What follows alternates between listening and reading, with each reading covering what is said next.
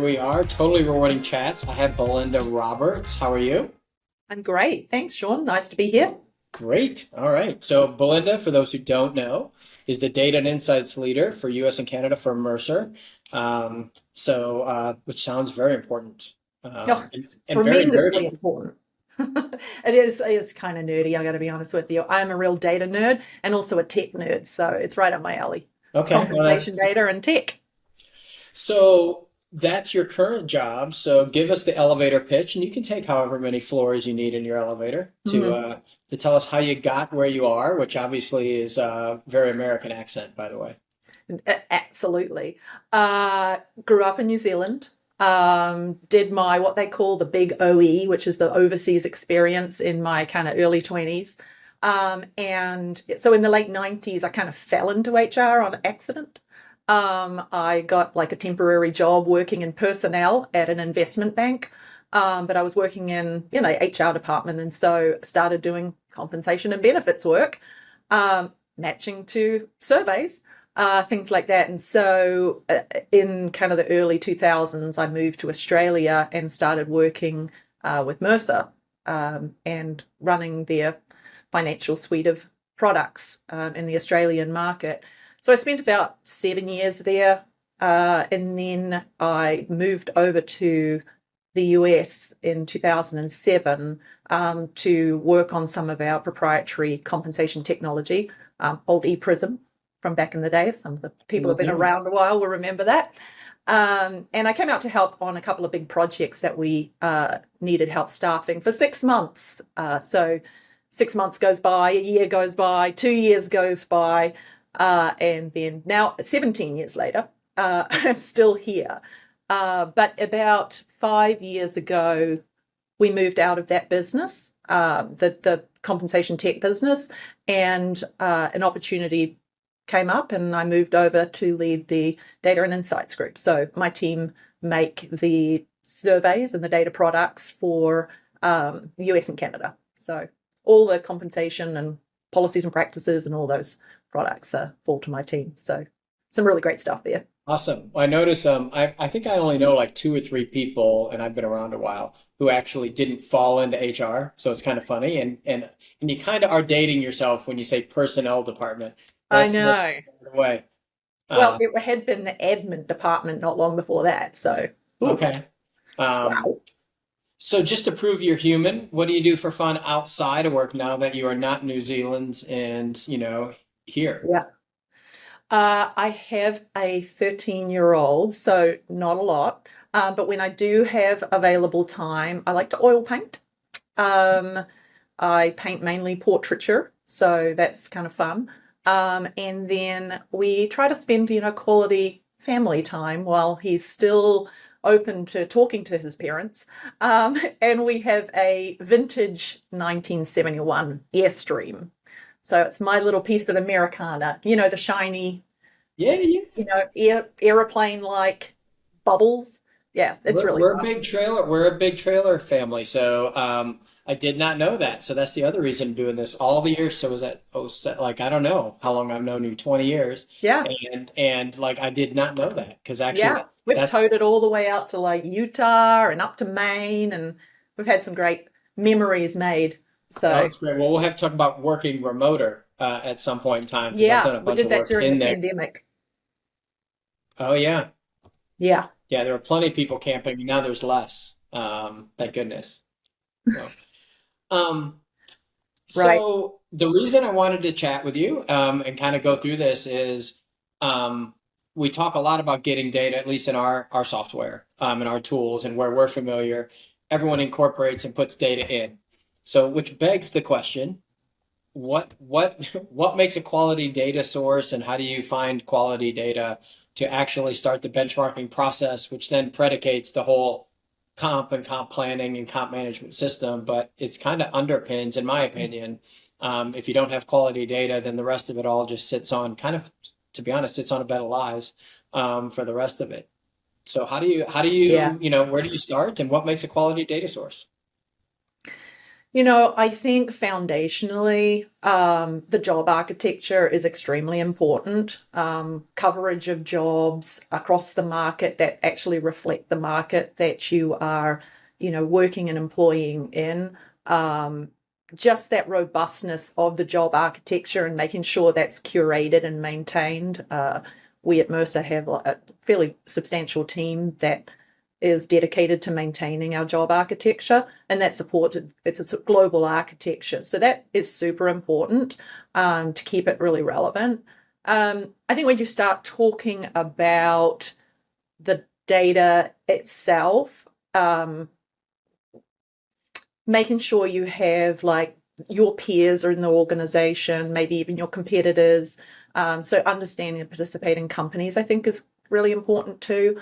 And competitors in your industry, yes, but also maybe competitors in like a local market. So those people who are competing for talent, not just your direct competitors in your industry.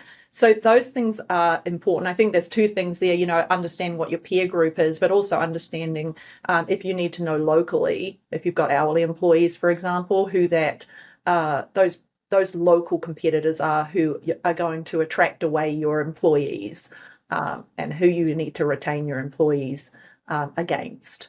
Um, Good local coverage. I think that's important. Rural and urban, as much as you can. Some jobs it doesn't matter so much, but where there are jobs, oftentimes in the hourly space, having good local coverage, location coverage is really important, and being able to get down to those areas where people are coming into a plant or a manufacturing facility and things like that. Um, Data curation, validation, that's pretty important. Just like we spend a lot of time looking after our job architecture, we spend a lot of time validating with clients and curating the data to make sure, it makes sense year over year and there's not just sample spikes that are changing things wildly. That's something we really pride ourselves on, is trying to, make sure that we're talking to clients. Does this data set make sense? Is this the right LTI statistic you gave us? And, do you have the right revenue there so you can do proper cuts? So as much as we can in the time we have, we try to do as much validation and curation as possible. Honestly, I could talk for hours about the data quality, but there's lots of other things that go into it as well. How does a company check though? Like, I mean, so there's the interesting thing, right? Because Yeah. as you look at every vendor that's out there collecting data and offers data, nobody says they have really bad data. Yeah. Nobody even says they have marginal data. Yeah. So how do you go if you imagine someone who Yep. hasn't been around as long, like how do I figure out the best sources of data and then to pile on questions to you? You've got survey data and the difference there between there's now a lot of other providers out there that are collecting data from other sources, Yeah. payroll, scraping, just Yeah. a myriad of places. Yeah. How do you weight and rank all those things hmm as you look at? I think a good question to ask is, what's your methodology? Where did the data come from? Does it have a robust and defendable methodology for how the data set has been created or amalgamated? If there has been manipulation, to understand what's happened there. I mean, obviously, people aren't going to give away their uh, keys or their secret source, but understanding in general what has happened to the data and where it originally came from. I think that's super important. Uh, I think for people who are going out, there are so many data sets now.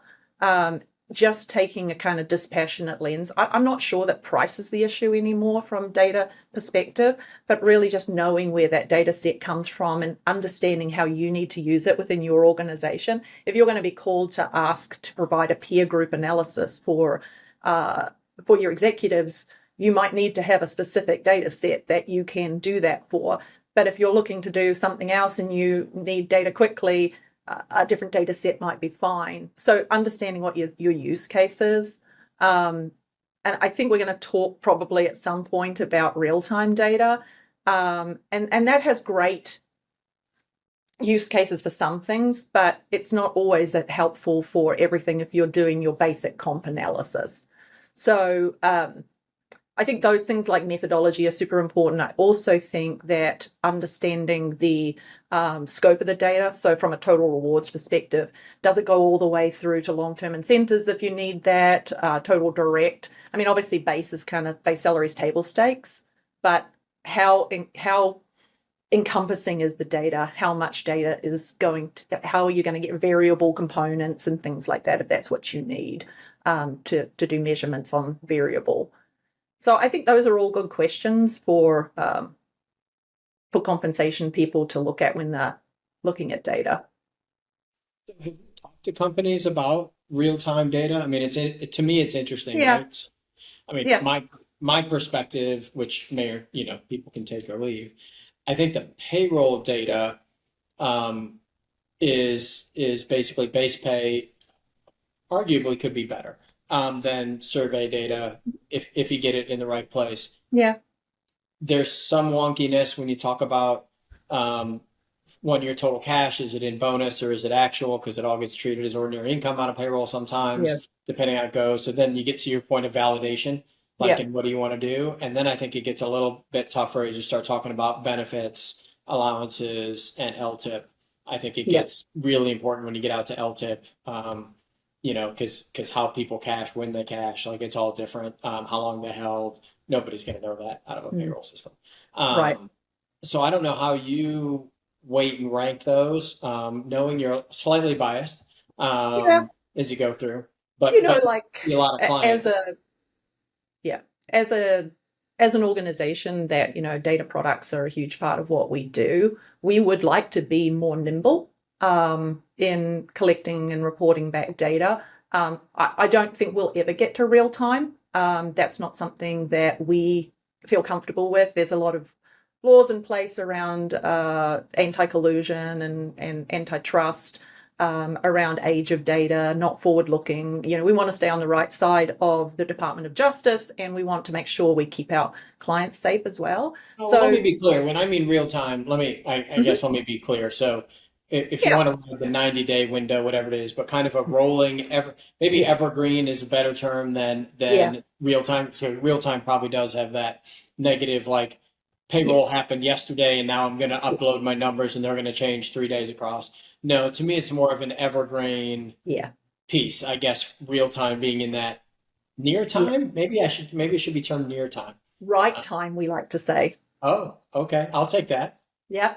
So right time gives us the opportunity to have more of a subscribing type of a model and still stay safe within the bounds of the restrictions. So that is actually something we're looking to do. We've got some products that are already based on that rolling collection and they publish quarterly. Our Comptrix product, we would ideally like to move a lot more of our database towards that, um, without making our clients give us data more often, because Yeah. that's something we don't want to ask and they don't want to do, which totally makes sense. It's a ton of work to participate in a survey. So those are all areas we see a lot of value in, is getting more regular data to our clients, and it's a lot of where we're spending time focused on our capex funding and spend, is to try to solve for that problem, and get more regular data. Um, I do think that I think it's valuable, the information you could get from a payroll provider. I think we just have to be a little cautious about the ability of a comp department and comp structures to be able to handle real time data or right time data. It's hard enough to do a once a year structure review. I think there's a lot of value with hiring and other hot jobs to understand, how things are moving really quickly. But in general, I think it's a more limited use case than that. I still think the majority of comp teams can only really handle reviewing their data once a year en masse, except for those, anomalies where they're hiring in the hot jobs. So I absolutely want to go that way. I think we need to go that way. Um, but I think there's some caution around how much you can actually use real right time or real time data. So you mentioned a couple of those, but with companies you've seen struggling to get quality data, right? Because I think, Mhm. I always kind of term it, blue skies, rainbows, and unicorns. version of we've got the right data and all the right jobs and all the right things and everything lines up and I can submit on my data and Yeah. my architecture lines up to your architecture thing. But if you had to name a couple of the biggest hurdles of where companies struggle, kind of getting and maximizing quality data, what would those be? Probably knowledge of the data world. Small to mid-sized businesses, they've often not heard of Mercer and our traditional competitors. And there is a lot of other options out there. I'm not saying any of the options are bad. I think all data is good. It's total data democracy. And I think for some of those data sets, it's good enough for a lot of organizations. I think as organizations get bigger and bigger, they need a more specificity in what they are needing. They get more specialized roles, and oftentimes that's when they start to need to get into a peer group analysis or really hone in on an industry specific job. So I think it's almost related to size of the organization. As they come into the market, they start to understand that they need data in general, and maybe don't have any comp team, don't have a lot of comp specialty. And so they're using it in a fairly limited way in the beginning. And as they kind of move through and they start using compensation data more and more, then the appetite for a more, what I would call highly curated data set, which would be kind of like a survey from a Mercer, that's when that starts to become a lot more useful to them. But sometimes that's overwhelming for a smaller company too, right? So our job architecture is, over 30,000 jobs. And Right. so Well, that's what I was going to it's a say, lot. whether you're at Mercer's IPE or Hay Points or something like Yeah. that, just Yeah. reading the instructions when you've got, 500 people, you're like, Yeah. I'm not going to do this. But do Yeah. you think, okay, yeah, because to me, I think the hardest place for people is, I think in the hundreds, again, by size, I agree with you, like by size. In the hundreds, good enough. Like, Yeah. they're really doing a gut check. They don't have Yeah. structure. They got one or two people. I don't have to worry about stuff. In the Yeah. thousands, they've got comp teams that can kind of really dig Hmm. in. But how do these companies that are big enough to have one comp person, maybe, or maybe a Yeah. comp and Ben, and, I'm an American, so I'll tell you benefits then probably is, three-quarters of your time or more Yeah. because Yeah. we just make it difficult in the US for benefits Yeah. people.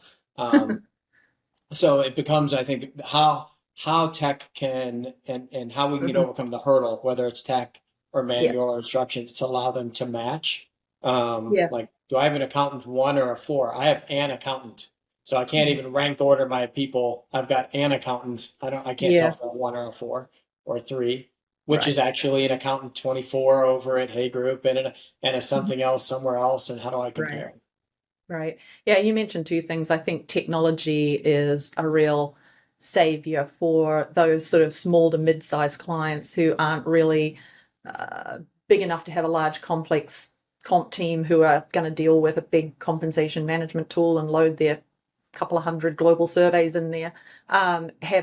Having good data baked into those is really helpful. It takes away all of that need to be managing a survey library and trying to get it into your tool and all of the things that you have to do to get to a place where you can use the data.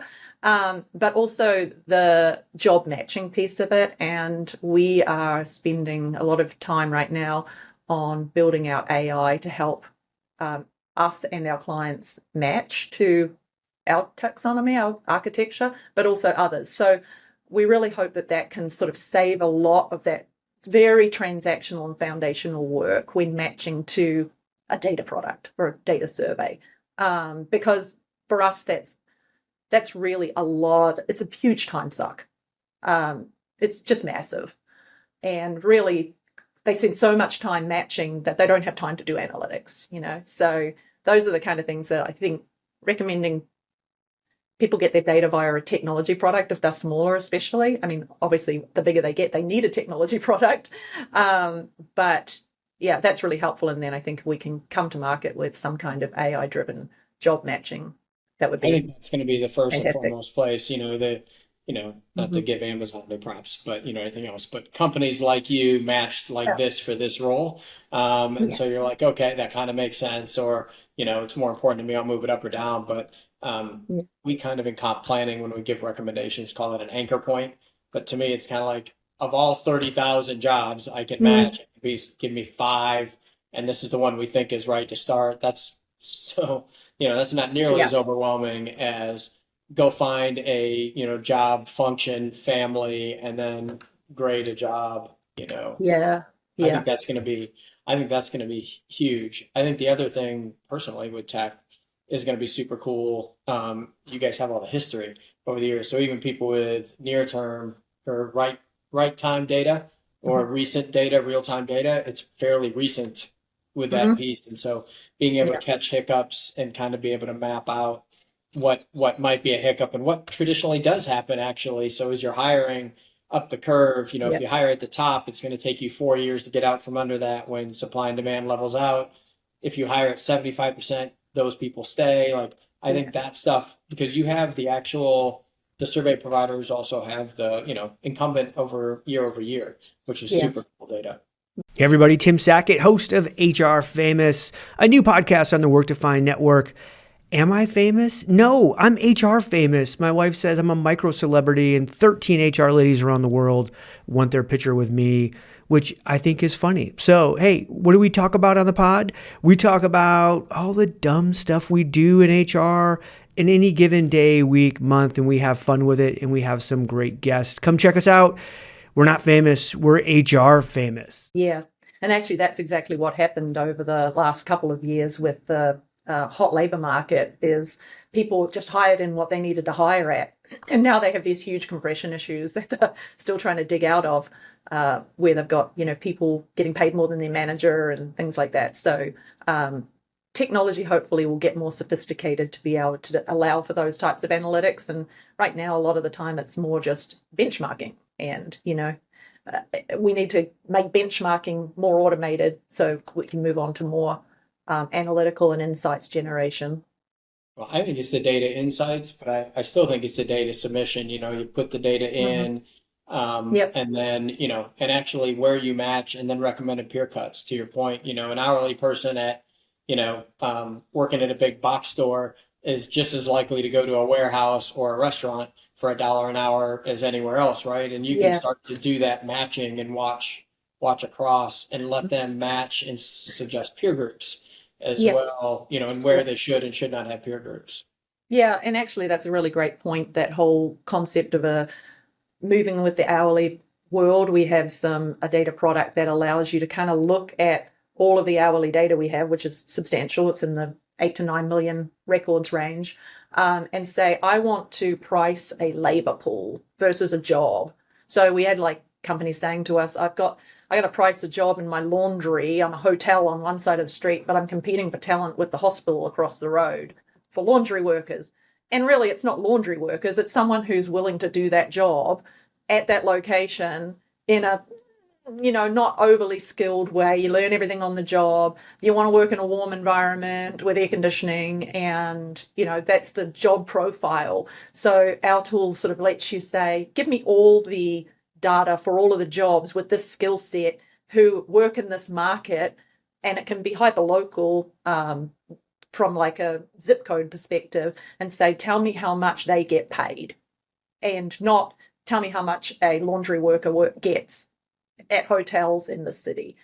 So it's really a different way to look at it. It's kind of like taking a step back and saying the hourly pay strategy is a little different to the salaried pay strategy a lot of the time. Take that one step further. So I use the example of accountants all the time, right? And Mm-hmm. and company size, because a lot of companies will say, well, I have to benchmark against my company. I'm 100, 150 people. Okay, Yeah. fine. Then you think you're paying it, 70% comp ratio, right? Yeah. And you're losing everybody. So you think the problem is something to do with your environment, but when you benchmark against your whole area for an accountant, somebody who's Yeah. portable until they get to a certain level and, create demand dollars for certain skills in that industry, you're like, actually, in the market, I'm paying 40. And so I'm not as cool as I thought. Right. This is why I'm losing problem, because then they can't work the right problem without, Right. if they choose the wrong data set and look at that data the wrong way, they start to functionally try to solve the wrong thing. Yeah. Yeah. And that raises a really good point. Like, as we move on through the next 3 to 5 years, I really think the data landscape is going to become a lot more complex. Like, we're creating products that have base through LTI, total direct, but we're going to need to understand demand data, supply data, and how that correlates to compensation. How much do gig workers get paid in that job, maybe in that location? Like, there's so many other lenses that we need to apply to the compensation data now to say what's a real competitive index. To your point, like, you might be paying at the market ratio of 100 or 1 or whatever. But if there's high demand for that job in that market or that specific job, and you're having a really hard time filling, maybe you're not at 100%, right? Like, maybe you're at 70 or 80 and you need to pay a premium to offset the demand side of things. So we're trying to think through. Real-time data is interesting, right? Because Mhm. you've got this long window of data that you have that's collected and very highly curated, and then you've Yeah. got this data that you can, I mean, we term it interpolation, but you can start to figure out actually, that's a good buoy number, but I've got a little bit more of a supply and demand lens on Mhm. what's happening right now. Doesn't mean I need to move, I just need to adjust the other number. Don't get married to Yeah. one. Yeah. Yeah. Yeah. I think that's kind of where we see the data landscape heading, is a ever growing complexity of data sources and data inputs.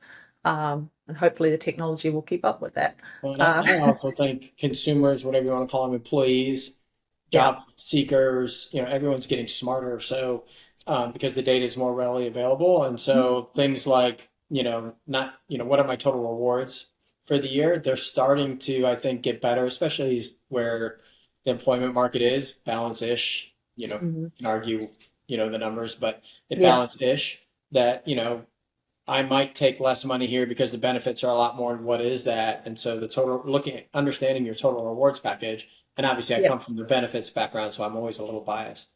But I think consumers, if you want to call them that, people, job seekers, employees, have gotten significantly smarter about the value of what they're getting in their benefits, and so companies have to start looking at that. You can't be good enough and be like check the box anymore. They're doing the math now. Yeah, yeah. And even so far as to say the personalization of total rewards, I think Yeah. is going to happen whether companies want to do it or not. I think they should try to do it. I think that it would be very valuable for their attraction and retention.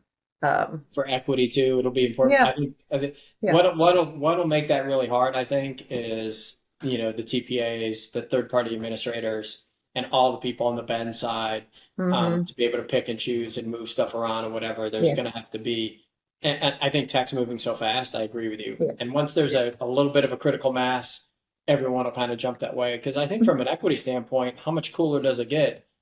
yeah, You get $80,000. Everyone in this role gets $80,000. How you spend your $80,000 is a you problem. yeah, Whether you wanted to use it in benefits or cash or, yeah, whatever it is, that's actually a pretty cool yeah, premise. You guys will be able to watch how that kind of goes because, the numbers will bounce around for all the incumbents, but the yeah. jobs at that company will all pay the same. That would be like really cool to see. Yeah, and it's super interesting to watch the pay transparency laws roll out too, and watch organizations kind of get on that whole underlying communication around their pay strategy bandwagon, right? So it, not only employees can see how much the pay ranges for their jobs that's being posted on the internet, but job applicants, candidates can too. And so there's still a huge disconnect between what they see posted online and the reality of what makes up that range and how does that apply to them. Yeah, there's no So, guidelines there yet on it, which I think is really mhm, interesting. You got companies who are like, I'm just going to put it out there because I have to. You got, yeah, and then you got others who are like, actually, think about it. If I'm in a high demand region, I'll do my total comp package. yeah, I might have to explain that to some angry employees, but actually, I just need butts in chairs. yeah, And so I'm going to add it yeah, together and I'll deal with that issue of that's not base pay when they show up because I can't interview them if they don't show up. right, Um, Versus the other one, do I make it actually lower right, and try to hire someone more junior and make everyone feel good about themselves that in the current role that they're like, oh yeah, crap, actually the market outside is this way. It's an interesting thing from a, oh crap, we have to do this. to how do I position it? What can I do with it? How do I communicate it thing? And, it didn't take long for people to start thinking strategically about what that is. Mm. Yeah, I agree. It's comp like, because I came from talent acquisition, comp like a lot of things, you're like, how hard can comp be? And how hard can comp and bend data be? When I got into that space, and it was like, how hard can it be, right? I get paid. Like, I understand a paycheck. And then you realize, like, holy crap, it's complicated. And then, of course, it's made more complicated because you got to have all the different humans that are involved in it in an organization, and then you add the external labor market that's putting pressure, and you don't have as much control on that. So it's I mean, like you, I fell into HR, or as this guy Paul Ryman at Novo Insights is who I heard it from last, but he was like, you don't choose comp chooses you. I think so. Yeah, and very few people basically get out of high school and go, you know what I want to do? I want to be a comp professional or comp and ben professional. But somehow they get into it, and then I think people just get jam hooked on it, like you. You're like, this is cool stuff. Yeah. I no, I mean, it wasn't even a thing actually when I joined into the HR department, which personnel, I guess. When I moved out to Australia in the early 2000s, the whole concept of being a compensation and benefits analyst was relatively new. And so, I'm really dating myself there, but that is evolved very steadily over the years. And I feel like we've just hit like a huge ramp up. Like it's going to get a lot more sophisticated, a lot more quickly, complex and sophisticated. But somehow it also needs to be simpler. Well, but the term I use a lot, and people have heard me say it, like I believe humans are highly statistically predictable, but individually amazingly unique. And so I don't think like comp teams are going to have to be more strategic, and you can get Yeah. more tech and get a lot more science behind it. But the art of how they use that to drive their business and align to their business is going to get more complex as, Yeah. I call them consumers, but the end users, you know, get more data as the senior people in the board get more informed, Yeah. like comp becomes. So I think it's tech is not going to keep up with the demands of it, and it's more than half of the spend at most companies. Like you can't hide from it. Oh, for sure. Yeah. And, we have good analytics about the malalignment between budgeting for merit and actually what gets spent. And that Yeah, causes a lot of damage to organizations because it's a lot of money if you miss by 1.5%, it's yes, yeah, which has been trending the last year or two. yeah. Uh, Especially low margin businesses, they just can't yeah. afford. When you've got a 5% Mhm. margin business and you miss by a point, Yeah. like that's a big deal. And another reason why you need good comp data, because you need to That's know how true. much you need to pay.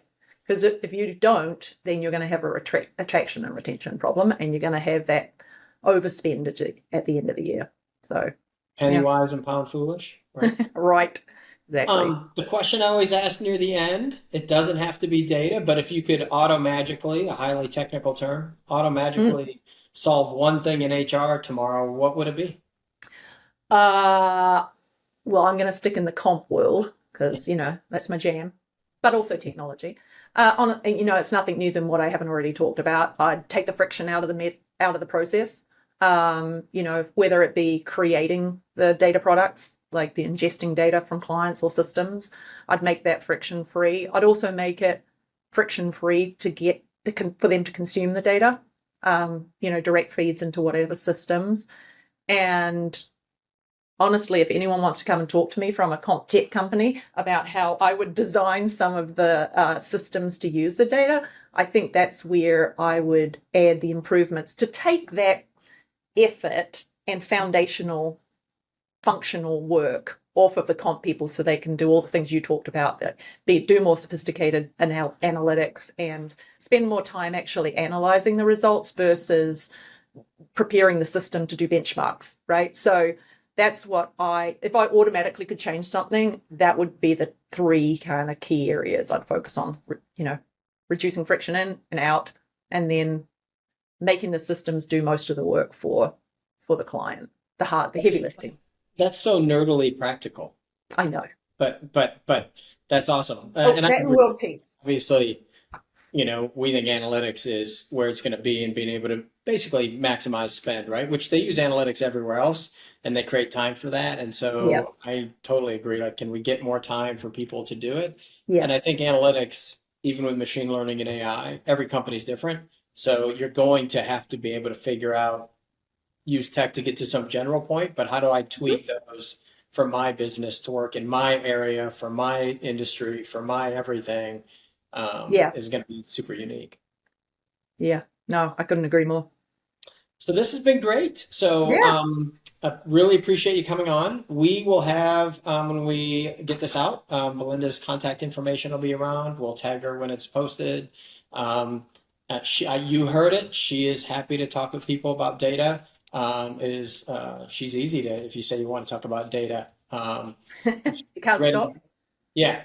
That might be. You might want to limit the calling, which is awesome though. Like talking to providers of data, people who are just so excited about it, you just know, solid data back there because Yeah. it's keeps you up at night, which is super cool. Yeah, I think we're heading into an exciting time in the next 5 years. So I'm excited. Awesome. Well, thanks so much. And for those others, we'll see you the next time. Thanks for having me.